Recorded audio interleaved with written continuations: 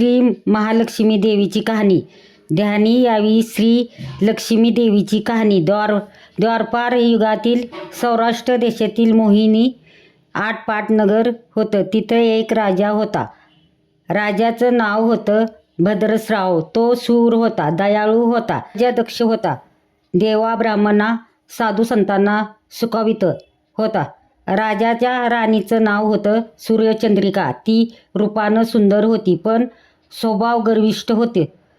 मागच्या जन्मी ती होती एका वैश्याची बायको. नवऱ्याचं तिचं भांडण होई. घरी वैतागली गेली निघून. रानात तिथे पाहिलं सुवासिना. त्याकरिता होत्या लक्ष्मी व्रत. तिने पाहिलं व त्याचबरोबर तसं व्रत केलं. दुःख गेले, दारिद्र्य संपलं, परिस्थिती सुधारली. देवीची भक्ती करीत होती. पुढे गेली म्हणून मारून पुढचं जन्मी स्त्रीचाच आला. पुढचं भाग्य उजाळलं.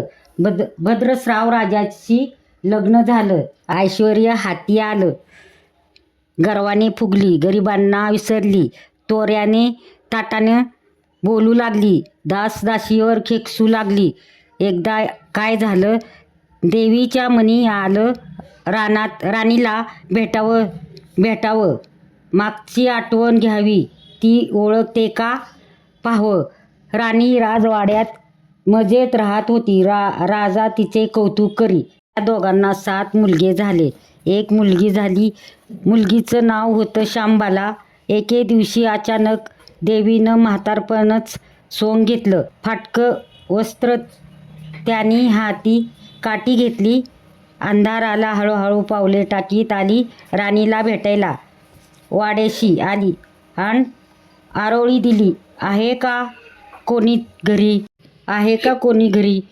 घालील का कोणी घास? दासी आली बाहेर. म्हातारी दिसली समोर. तिनं विचारलं, कोण ग तू? कुठून आलीस? काम काय काढलंस? तुझं नाव काय? गाव काय? काय हवं आहे तुला? म्हातारी सांगू लागली. हळूहळू आवाजातच तशाच खोकल्यात येई. मधून म्हातारी म्हणाली, माझं नाव कमलाबाई. द्वारकेहून आले.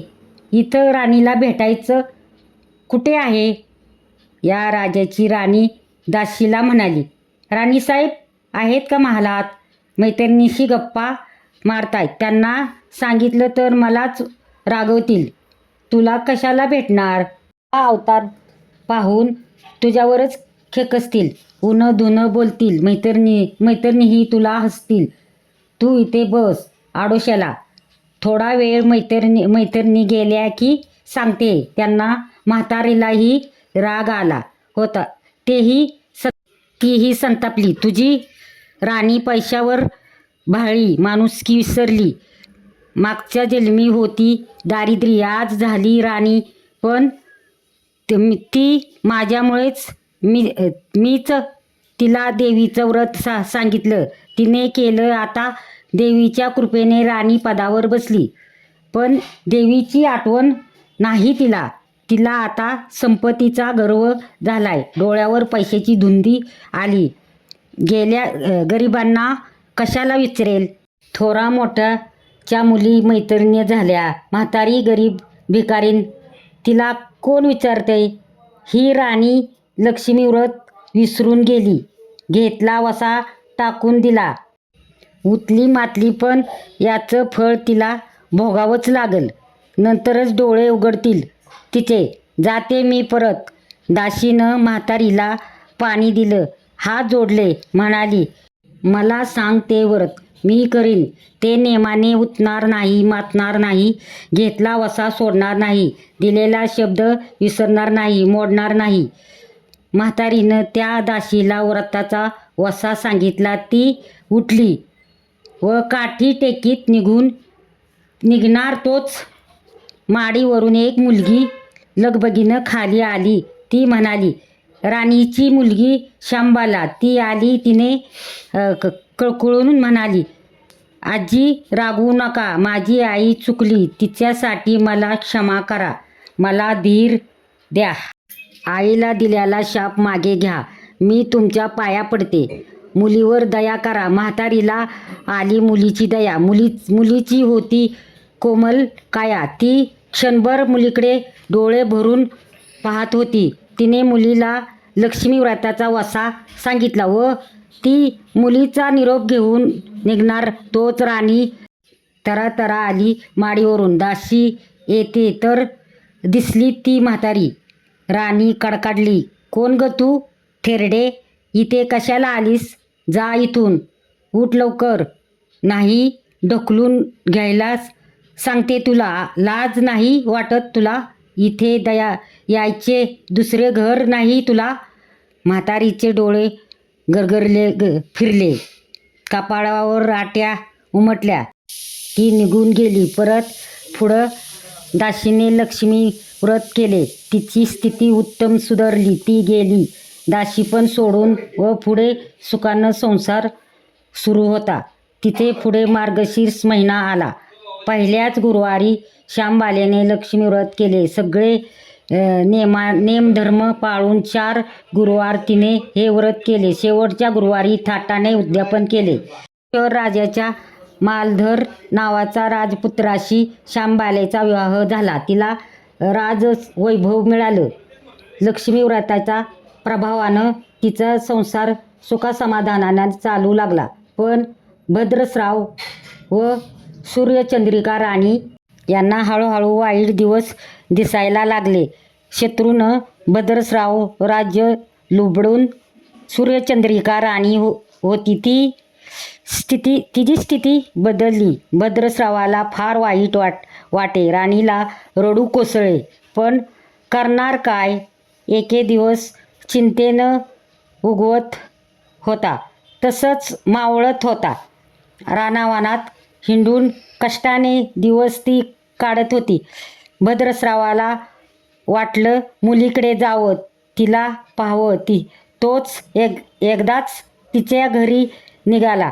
चालून दमला होता. नदीवर विसाव्यासाठी थांबला.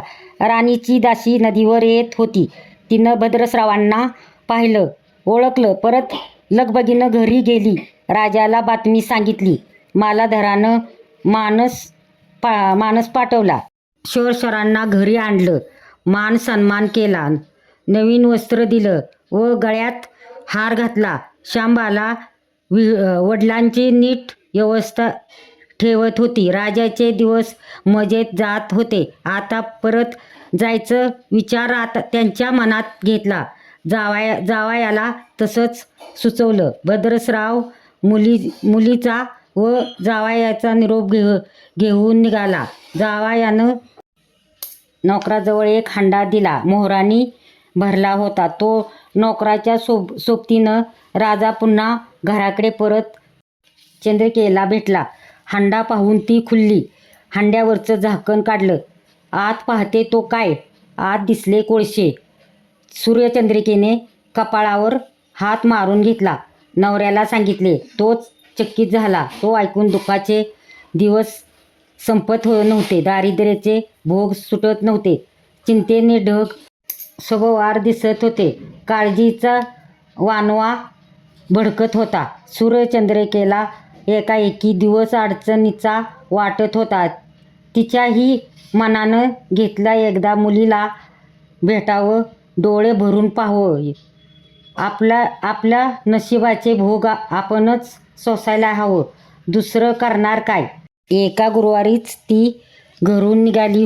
मुलीच्या गावच्या नदीतीरी बसली. अगदी दमून गेली होती ती. त्या वेळी एक दासी नदीवर आली होती. तिनं राणीच्या आईला ओळखलं. ती म्हणाली, गेली राणीला बातमी दिली. तुमची आई नदीवर बसली, खूप दमलेली दिसली. तिला आणायला पाठवा कुणीतरी. श्यामबालेने रथ बोलवायला आईला घेऊन यायला सांगितलं. आई रथात बसून घरी आली. श्यामबालेने पाहिलं आईला. तिने प्रेमाने मिठी मारली. मुलीच्या घरीच ऐश्वर्य पाहून तिचे डोळे तृप्त झाले होते. पण तोंडातून शब्द फुटत नव्हते. आईला स्नान करायला सांगितलं. मग पैठणी नेसायला दिली.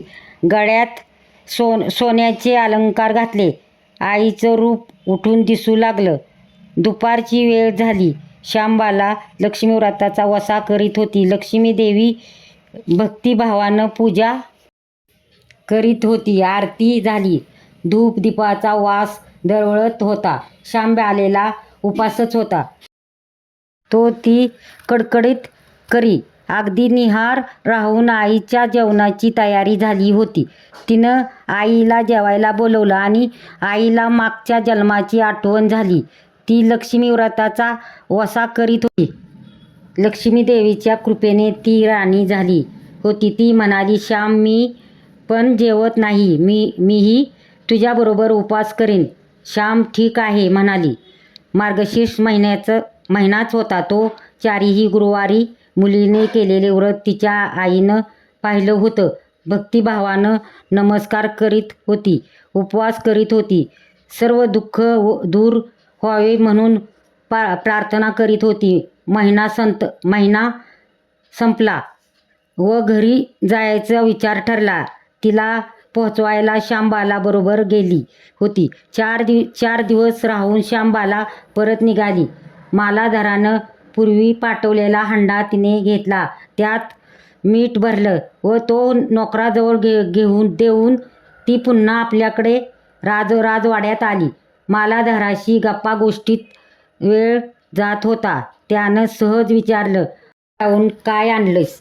श्यामबालेनं बरोबर आणलेल्या हांड्याकडे बोट दाखवलं. मालाधारानं झाकण काढलं. आता काय दिसलं त्याला? मिठाचे खडे. अगं वेडे, हे मिठाचे खडे कशाला? इथे नाही का मीठ? हे हो, मिळतं ना, पण हे मीठ माझ्या वडिलांच्या राज्यातलं आहे. वडिलांचे राज्य सौराष्ट्र होतं.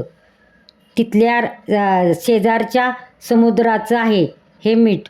समुद्रातीरावर माझ्या वडिलांचे राज्य पसरलं होतं.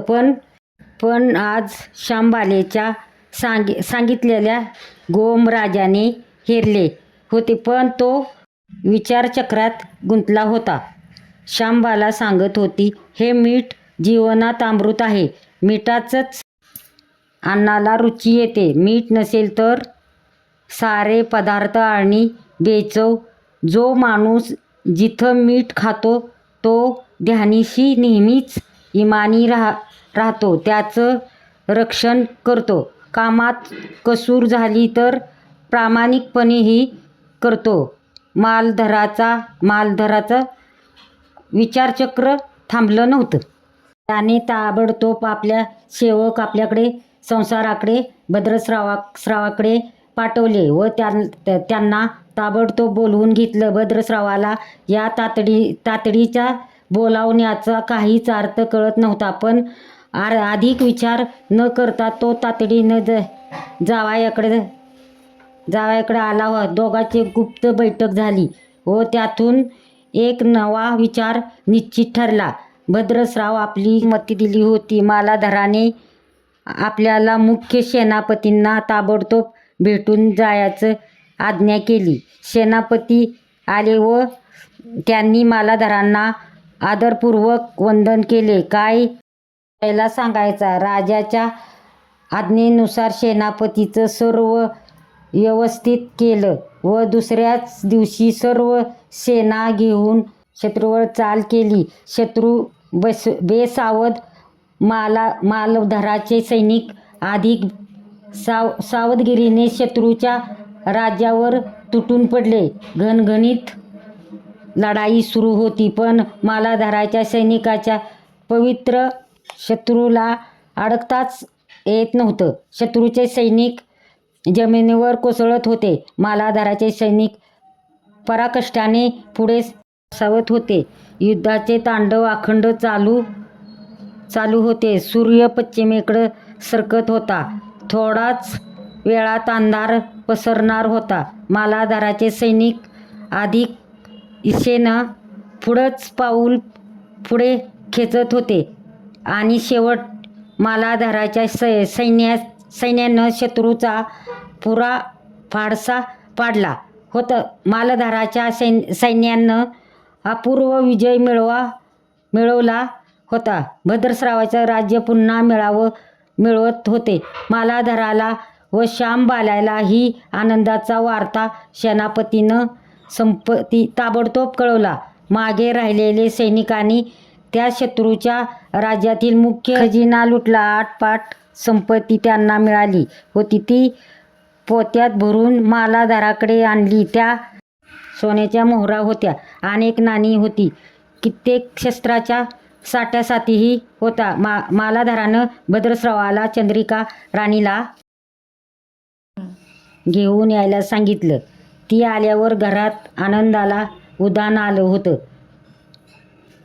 गुरुवारचा दिवस. श्यामबालेने लक्ष्मी व्रताची पूजा केली, आरती केली, धूप दीपाचा सुगंध दरवळला होता. तिनं व तिच्या आईनं उपवास केला होता. रात्री देवीची आरती झाली, देवीला नैवेद्य झाला व सर्वच मिठास जेवण झालं. मार्गशीर्ष महिन्यातला हा शेवटचा गुरुवार, लक्ष्मी व्रताचा शेवटचा दिवस. या मंगल मुहूर्तावर मालाधरानं भद्रश्रावाचं राज्य त्याच्या स्वाधीन केलं. या व्रताची खरी सांगता झाली. राजा राणी परत आपल्या सौराष्ट्रात आली.